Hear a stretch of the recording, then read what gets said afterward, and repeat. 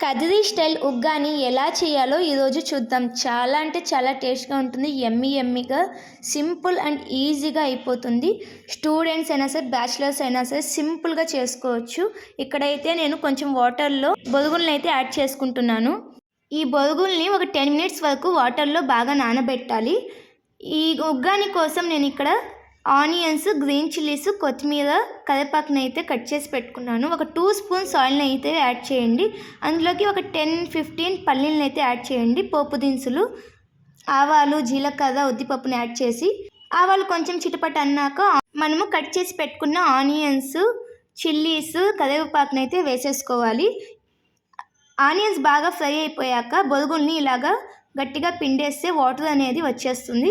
ఇప్పుడు ఈ బొరుగుల్ని తీసుకొని వెళ్ళి పోపు దినుసులో వేసేసుకుందాం. ఆనియన్స్ కొంచెం గోల్డెన్ కలర్ వచ్చాక మరి బ్రౌన్గా అవ్వాల్సిన అవసరం లేదు, కొంచెం మెత్తపడితే చాలు. అందులోకి కొంచెం ఒక హాఫ్ స్పూన్ పసుపుని వేసేసుకోండి. ఇంకా అందులోకి పిండి పెట్టుకున్న బొరుగుల్ని అయితే వేసేసుకుందాము. అంతే, స్టవ్ ఆఫ్ చేసేయండి.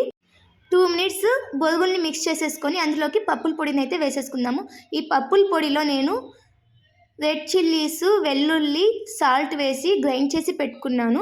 ఆ పౌడర్ని వేస్తే చాలా అంటే చాలా టేస్ట్గా ఉంటుంది. ఆ పౌడరే మెయిన్ ఇంగ్రీడియంట్.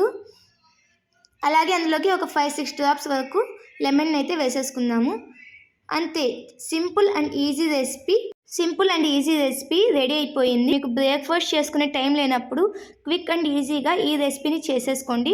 ట్రై చేసి ఎలా ఉందో నాకైతే కింద కామెంట్ చేయండి. ఇంట్రెస్టింగ్ రెసిపీస్ మన హోమ్ ఫుడ్ బడ్డీ ఛానల్ని సబ్స్క్రైబ్ చేసుకోండి, లైక్ చేయండి, షేర్ చేయండి.